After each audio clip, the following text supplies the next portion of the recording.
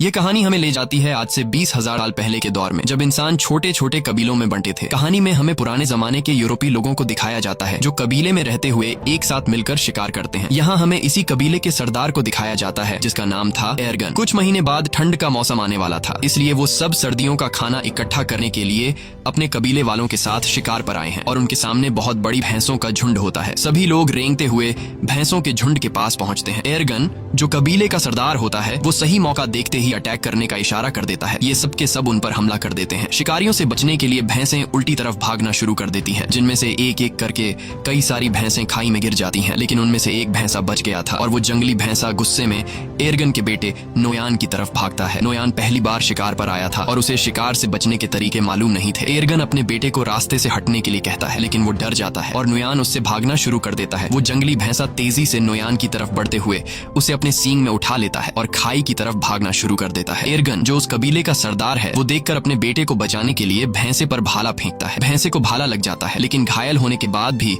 वो नोयान को नहीं छोड़ता और नोयान को खाई से ऊपर उछाल देता है। और यहाँ से कहानी जाती है फ्लैशबैक में, यानी कि एक हफ्ता पहले, जहाँ पर हम देखते हैं कि कबीले के लोग शिकार की तैयारी कर रहे हैं। वो पत्थरों से अलग अलग तरह के नुकीले हथियार बना रहे थे। ये सिर्फ तैयारी नहीं थी, बल्कि नए लोगों को शिकार में हिस्सा लेने के लिए इस तरह के पत्थर बनाने पड़ते थे। जो सबसे तेज और नुकीला हथियार बनाएगा उसे शिकार के लिए सिलेक्ट कर दिया जाएगा। इस प्रतियोगिता में एर्गन का बेटा नोयान भी पास हो जाता है। उसी रात को नोयान की माँ एर्गन से कहती है, नोयान को अपने साथ शिकार पर मत ले जाओ, वो अभी बच्चा है, मैं उससे बहुत प्यार करती हूँ और उसे खोना नहीं चाहती। एर्गन कहता है, सर्दियाँ आने वाली हैं और साल के इस वक्त में सभी शिकार करने के लिए जाते हैं। अगर हम शिकार पर नहीं गए तो हम सर्दियों में भूख से मर जाएंगे और नोयान को खुद को साबित करना होगा कि वो मेरा बेटा है। अगली सुबह सभी कबीले वाले शिकार के लिए निकल रहे होते हैं, लेकिन नोयान की माँ नोयान के लिए बेचैन हो रही थी कि कहीं मेरे बेटे को कुछ हो न जाए। लेकिन एर्गन उसे तसल्ली देता है, तुम परेशान मत हो, नोयान को कुछ नहीं होगा। और वे सब शिकार पर निकल जाते हैं। थोड़ी दूर आगे जाने के बाद यहाँ पर एक दूसरा कबीला भी आता है जो उन्हीं की तरह शिकार करने के लिए निकला है ताकि सर्दियों के लिए खाना इकट्ठा कर सके। बहुत लंबा सफर तय करने के बाद वो सब एक पत्थर के ढांचे तक पहुँचते हैं जो कभी उनके पूर्वजों ने बनाया था। ये सफर बहुत खतरनाक होता है। इस सफर में उनके कई पूर्वजों ने अपनी जान गंवाई है, इसीलिए उन्होंने पूर्वजों की याद में यह पत्थर का ढांचा बनाया होता है। आगे चलने के बाद उन्हें एक जंगली सुअर दिखता है जिसे वो भाले से घायल कर देते हैं। एर्गन अपने बेटे नोयान से कहता है कि तुम इसे मारोगे, लेकिन नोयान ने पहले कभी शिकार नहीं किया था। वो इसे देखकर घबरा जाता है और नोयान उसकी जान नहीं लेता, इसलिए एर्गन उसके हाथ से पत्थर का खंजर छीनकर जंगली सुअर को मार देता है। और उसके बाद एर्गन अपने बेटे से कहता है, तुम इतने कायर निकलोगे, ऐसा मैंने कभी नहीं सोचा था। यहाँ सिर्फ ताकतवर जिंदा रह सकते हैं, यही जंगल का कानून है। रात के अंधेरे में जब ये सब अपने शिकार को खा रहे होते हैं तभी कुछ अजीब सी आवाजें सुनाई देने लगती हैं, जिससे एर्गन सभी को होशियार रहने को कहता है। तभी वहाँ अचानक एक शेर आता है और उनमें से एक लड़के को उठाकर ले जाता है। अगली सुबह वो उस लड़के की याद में एक छोटी सी समाधि बनाते हैं और शिकार की तलाश में आगे का सफर तय करते हैं। लेकिन कई मीलों का सफर तय करने के बाद भी उन्हें कोई शिकार नहीं मिलता। पूरा दिन चलने के बाद रात को ये सब एक गुफा में रहने का फैसला करते हैं, जहाँ एर्गन अपने बेटे नोयान के हाथ में तारों के कुछ टैटू बनाता है और उसे बताता है कि ये तारे तुम्हें रात को आसमान में दिखेंगे और जब तक उनका पीछा करोगे तो वापस अपने घर पहुंच जाओगे। दरअसल ये एक तरह का नक्शा है कि उनका घर किस तरफ है, यानी अगर कोई शिकार के दौरान भटक जाए तो वो इस नक्शे का सहारा लेते हुए अपने घर वापस पहुंच सकता है। सुबह होने के बाद एक बार फिर से ये शिकार की तलाश में निकल पड़ते हैं और तभी उन्हें जंगली भैंसों के पैरों के निशान दिखते हैं, जिसे देखकर सब खुश हो जाते हैं। अब ये जंगली भैंसों का शिकार करना शुरू करते हैं और यहाँ वो सीन आता है जब एक जंगली भैंसे ने नोयान को पहाड़ी से उछाल दिया था। कहानी वापस प्रेजेंट में आती है, जहाँ दिखाया जाता है कि जब नोयान को चट्टान से उछाला गया तो वो नीचे जा गिरा, लेकिन वो चट्टानों के बीच एक पत्थर को पकड़कर लटक जाता है। एर्गन जल्दी से वहाँ पहुँच जाता है और अपने बेटे से कहता है, हिम्मत मत हारना, मैं तुम्हें बचा लूंगा। लेकिन तभी वो पत्थर टूट जाता है जिसे पकड़कर नोयान लटका हुआ होता है। नोयान चट्टानों से टकराता हुआ नीचे गिरता है और चट्टानों के बीच में बने हुए एक छोटे से रास्ते में जा गिरता है। एर्गन अपने बेटे को बचाने के लिए जाना चाहता है, लेकिन उसके कबीले वाले लोग उसे रोक लेते हैं। वो कहते हैं, अब यहाँ से नीचे जाने का कोई रास्ता नहीं है, तुम्हारा बेटा अब इस दुनिया में नहीं रहा, हम तुम्हें खोना नहीं चाहते, तुम हमारे कबीले के सरदार हो, तुम्हारी जिम्मेदारी है कि तुम हम सब की हिफाजत करो और हमें वापस घर ले चलो। लेकिन एर्गन किसी की भी बात को मानने को तैयार नहीं था। वो पूरी रात उसी चट्टान के किनारे बैठकर अपने बेटे को आवाजें देता रहता है, लेकिन आखिरकार उसे समझ आ जाता है कि अब मेरा बेटा इस दुनिया में नहीं रहा। और अगली सुबह तक जब उसका बेटा नहीं आता तो उसके तमाम साथी नोयान की याद में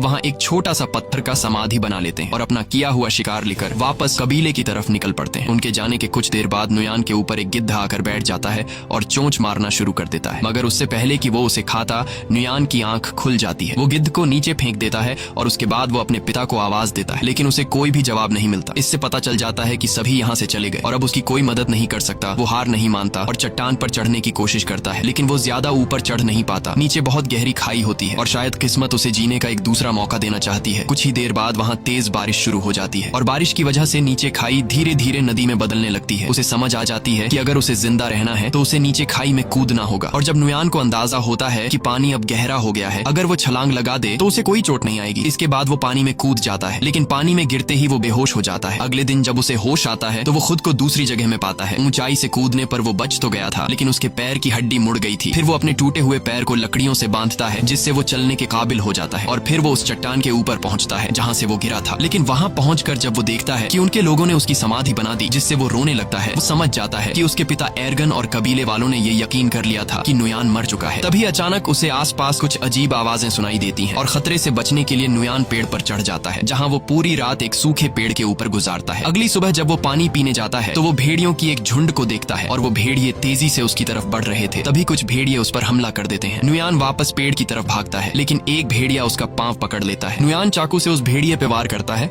जिससे वो भेड़िया जख्मी होकर नीचे गिर जाता है और नुयान जल्दी से पेड़ पर चढ़ जाता है। सारी रात भेड़िए नीचे उसका इंतजार करते हैं, लेकिन जब सुबह होती है तो सब भेड़िए जा चुके होते हैं। सिर्फ वही जख्मी भेड़िया वहां पर मौजूद होता है जिसे कल उसने चाकू से मारा था। नुयान सबसे पहले अपने चाकू से अपने लिए एक भाला बनाता है और भेड़िए को मारने जाता है, लेकिन जख्मी भेड़िए को मारते वक्त उसे रहम आ जाता है और वो उसे मारने का इरादा बदल देता है। इसके बाद वो पहले उसके मुंह को पट्टी से बांध लेता है और फिर उसे उठाकर उस गुफा में ले जाता है जहां वो अपने कबीले के साथ एक रात ठहरा था। अगली सुबह उठकर वह जड़ी बूटी ढूंढने निकल पड़ता है और फिर उन जड़ी बूटियों को पीस कर अपने पैर पर लगाता है। इसी बीच जब वह पानी पी रहा होता है तो वह देखता है कि भेड़िया अपने मुंह पर बंधी रस्सी को खोल चुका है। ये देखकर पहले तो वह घबरा जाता है, लेकिन फिर नुयान आराम से उसे पानी देने जाता है। भेड़िया उसे अपने पास आता देखकर डर जाता है, लेकिन नुयान कहता है, मैं तुम्हें कुछ नहीं कहूंगा, मैं तुम्हारी जान बचाना चाहता हूँ। जिसके बाद भेड़िया पानी पी लेता है। अब भेड़िए को भी समझ आ जाता है कि मुझे इससे कोई खतरा नहीं है। नुयान ने जो जड़ी बूटी अपने पैर के लिए तैयार की थी वह अब भेड़िए के जख्म पर लगा देता है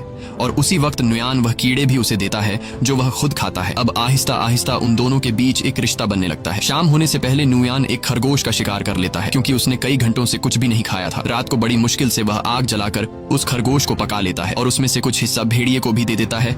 ये दोनों बुरी तरह से घायल होते हैं, इसीलिए कुछ दिनों तक उसी गुफा में रहते हैं। एक रात नुयान अपने हाथ के टैटूज को देखता है जो उसके पिता एर्गन ने बनाए थे और उन सितारों को आसमान में देखता है। वह कहता है, मुझे घर जाना होगा अपने माँ बाप से मिलने। और नुयान भेड़िए से कहता है कि तुम्हें भी अपने झुंड की तरफ लौटना चाहिए। अगली सुबह वह सफर के लिए तैयार हो जाता है। वह भेड़िए से कहता है, तुम भी अपने घर चले जाओ उससे पहले कि बर्फ पड़ने लगे। और वह वहाँ से निकल पड़ता है, लेकिन वह देखता है कि भेड़िया, जिसका नाम उसने अल्फा रखा है, वह उसके पीछे पीछे चलता आ रहा है। काफी दूर जाने के बाद भी वह भेड़िया उसका पीछा करता है। नुयान कई बार अल्फा को भगाने की कोशिश करता है, लेकिन वह पीछा नहीं छोड़ता। असल में भेड़िए को नुयान के साथ लगाव हो चुका था, क्योंकि नुयान ने उसकी जान बचाई। उसी वक्त अल्फा एक सुअर देखता है। वह उसका शिकार करने की कोशिश करता है, लेकिन कामयाब नहीं होता। नुयान समझ जाता है कि भेड़िया भूखा है। उसे वह खाना दे देता है जो खुद के लिए जमा किया था।